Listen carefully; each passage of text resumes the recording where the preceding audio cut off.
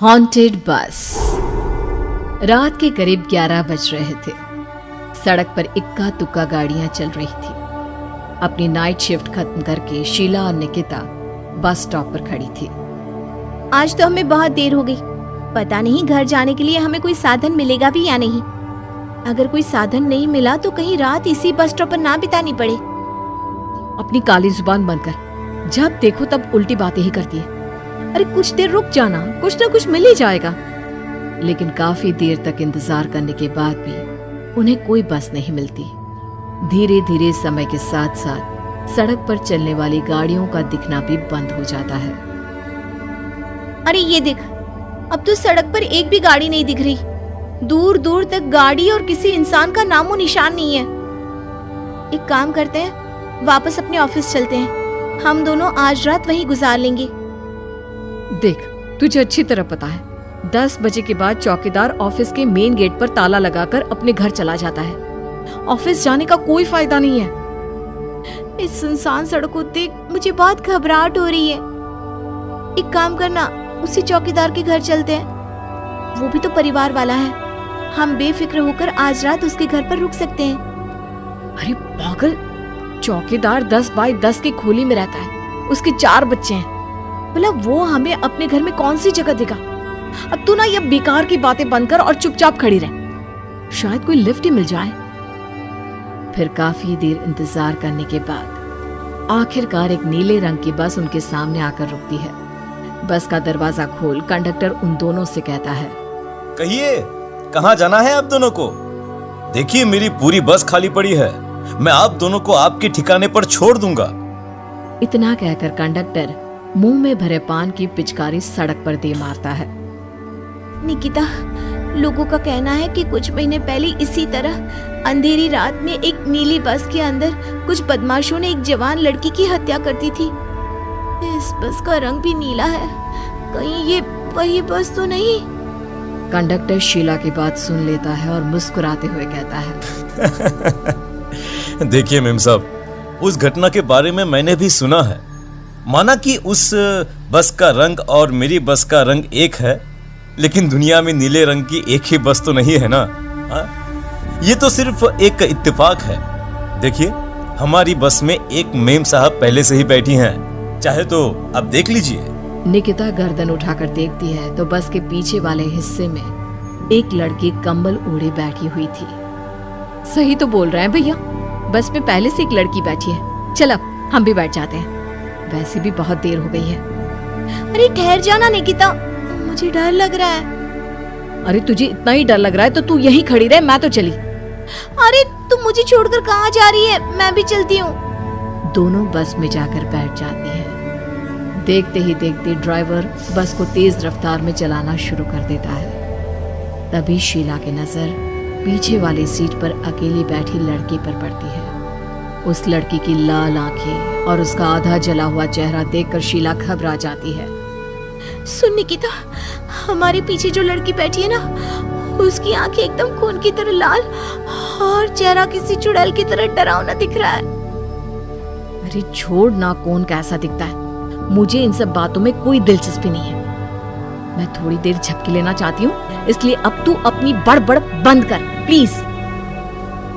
बेफिक्र निकिता अपनी आंखें बंद करके बैठ जाती है। दूसरी ओर बस जंगल के रास्ते में पहुंची है। चारों तरफ घना अंधेरा और साथ ही जंगल में मौजूद जंगली जानवरों की डरावनी आवाजें शीला को और भी ज्यादा डराए जा रही थी।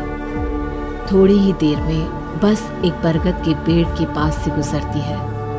तभी अचानक बरगद की डाल पर बैठी एक बिल्ली कूदकर खिड़की के रास्ते शीला की गोद में आ गिरती है। मर गई रे, बचाओ मुझे, कोई बचाओ। शीला के चिल्लाने की वजह से निकिता की आंख खुल जाती है और वो भी घबराकर इधर उधर देखने लगती है। तभी पीछे वाली सीट पर बैठी लड़की उठकर शीला के पास आती है और बिना कुछ कहे उस बिल्ली को शीला की गोद से उठा उसे सहलाते हुए अपनी गोद में लेकर वापस अपनी सीट पर जाकर बैठ जाती है। अरे शीला, तू तो बहुत ही डरपोक है, जरा जरा सी बात पर उछल पड़ती है। मैं कल से अकेले ही सफर करूंगी। अरे मैं क्या करूं? वो बिल्ली अचानक मेरी गोद में आ गिरी। अपनी बकवास बंद कर और मुझे चैन से सोने दे। इस तरह शीला को डांटकर निकिता फिर सो जाती है। पर तभी अचानक एक झटके से ब्रेक लगाकर ड्राइवर बस को रोकता है। शीला खिड़की से बाहर झांक कर देखती है तो उसे सड़क के किनारे एक काला आदमी खड़ा दिखाई देता है। उसकी बड़ी बड़ी दाढ़ी और अजीब से कपड़े देखकर शीला को घबराहट होने लगी। क्या हुआ ड्राइवर भैया, आपने बस क्यों रोक दी? अरे वो देखो, वहाँ वो सड़क के किनारे एक आदमी खड़ा है, उसी के लिए मैंने बस रुकवाई है। शीला निकिता को धक्का देकर नींद से जगाती है। अरे अब क्या हुआ? वो देख, सड़क किनारे कितना डरावना आदमी है। उसका अजीबोगरीब हुलिया देखकर लगता है जैसे कोई शैतान खड़ा हो। अब शीला की तरह निकिता भी उस आदमी को देखकर थोड़ा डरने लगती है। कंडक्टर, क्या तुम उस आदमी को बस में चढ़ाने वाले हो? उसे देखकर हमें डर लग रहा है, उसे बस में मत चढ़ाओ। अरे डरने की कोई बात नहीं है मेम साहब, ये आदमी जंगल के पीछे वाले गांव में रहता है।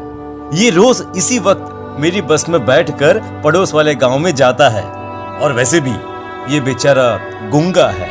अगर आप लोगों को डर लगता है तो मैं इसे ड्राइवर के बगल में बिठा देता हूँ। ओह अच्छा, ठीक है। फिर कंडक्टर का इशारा पाते ही वो आदमी बस में सवार हो जाता है। ड्राइवर दोबारा एक्सीलेटर पर जोर देकर बस को आगे बढ़ाता है। थोड़ी ही देर में बस एक घाटी पर चढ़ती है। बस के एक तरफ गहरी और डरावनी खाई थी, पर ड्राइवर को इस बात से कोई फर्क पड़ता नजर नहीं आ रहा था। वो लगातार बस की रफ्तार बढ़ाकर बस चलता जा रहा था। ड्राइवर भैया, आप देखते नहीं क्या बगल में इतनी गहरी खाई है?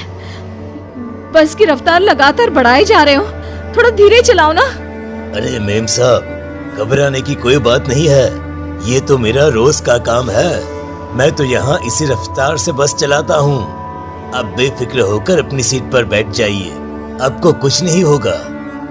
ड्राइवर के कहने पर निकिता शांति से बैठ जाती है। कुछ दूर चलने पर अचानक ड्राइवर बस को सड़क के किनारे रोक देता है।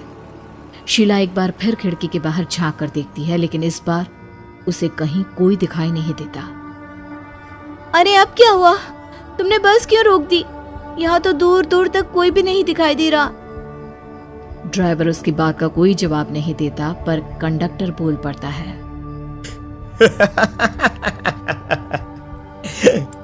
ये हमारी फेवरेट जगह है, हम अपने सारे अच्छे काम यहीं पर करते हैं। अब हमारा प्रोग्राम खत्म होने के बाद ही बस यहाँ से आगे बढ़ेगी। इतना कहते ही कंडक्टर सीट के नीचे रखी एक शराब की बोतल निकालता है। अरे ये सब क्या है? तुम्हारे बस में सवारी बैठी है, उन्हें घर पहुंचाने की जगह तुम यहाँ सड़क के बीच में बस रोककर शराब पियोगे? बस में लड़कियों के बैठे हुए भी तुम्हें ये सब करते हुए शर्म नहीं आती? कंडक्टर कोई जवाब नहीं देता और मुस्कुराते हुए शराब पीने लगता है। तभी ड्राइवर और दूसरा आदमी भी कंडक्टर के साथ मिलकर शराब पीने लगते हैं। निकिता, मुझे इन तीनों के इरादे कुछ ठीक नहीं लगते। हमने इस बस में बैठकर बहुत बड़ी भूल कर दी। तू घबरा मत, मैं हमेशा अपने पर्स में छोटा सा चाकू रखती हूँ। उसके रहते ये तीनों हमारा कुछ नहीं बिगाड़ पाएंगे। देखो गज्जू भैया, हमारी बस में इस समय 3 जवान लड़कियां बैठी हैं। कहो कहो सबसे पहले किसका शिकार किया जाए? मैं तो कहता हूँ कि सबसे पहले वो जो पीछे अकेले जो बैठी है ना, उसे पकड़ कर लाओ। उसके बाद इन दोनों का प्रोग्राम फिट करेंगे। ठीक है, जैसी तुम्हारी मर्जी। अब वो आदमी पीछे वाली सीट पर बैठी लड़की के पास पहुंचकर उसका हाथ पकड़ लेता है, लेकिन तभी अचानक उस लड़की की आंखें जरूरत से ज्यादा बड़ी और लाल होने लगती है। उसका चेहरा गुस्से से लाल और उसके मुंह से नुकीले दांत दिखने लगते हैं। अरे अरे अरे ये क्या? ये लड़की अचानक इतनी खतरनाक कैसे बन रही है? इतने में वो लड़की उस आदमी को उठाकर वहीं सीट पर पटक देती है। मुझे हाथ लगाएगा, तेरी इतनी हिम्मत! जोर से चीखते हुए वो लड़की उस आदमी पर हमला कर देती है और पल भर में ही उस आदमी का काम तमाम हो जाता है। ये देख ड्राइवर और कंडक्टर के होश उड़ जाते हैं। इतने में ड्राइवर अपनी जान बचाने के लिए तुरंत बस से बाहर कूद जाता है। पर तभी बस के पीछे की तरफ से तेजी से आ रहा एक ट्रक उसे कुचल कर चला जाता है। एक ही पल में अपने दोनों साथियों की मौत देख अब कंडक्टर के हाथ पैर कांपने लगते हैं। ये सब देख निकिता और शीला के भी होश उड़ जाते हैं। वो चुपचाप अपनी सीट पर ही छुप कर बैठी रहती हैं। अरे अरे कौन हो तुम और तुम इतनी भयानक कैसे बन गई? अब वो लड़की गुस्से में गुर्राते हुए कंडक्टर का गला पकड़ लेती है। इतनी जल्दी मुझे भूल गए? कुछ महीनों पहले तुम तीनों ने बड़ी बेरहमी से मेरी हत्या की थी और फिर शहर छोड़कर भाग गए। कई दिनों से मैं तुम तीनों के इंतजार में भटक रही थी। आज जाकर मेरा बदला पूरा होगा। अब तू भी अपने साथियों की तरह जहन्नम पहुंच जाएगा। अब वो लड़की कंडक्टर को उठाकर बस के पास मौजूद खाई में फेंक देती है। कंडक्टर एक बड़े पत्थर से जा टकराता है और उसकी भी मृत्यु हो जाती है। दूसरी तरफ ये सारा नजारा देख शीला और निकिता बेहोश हो जाती है। अगली सुबह जब उन दोनों को होश आता है तो वो अपने आप को एक सरकारी अस्पताल में पाती है।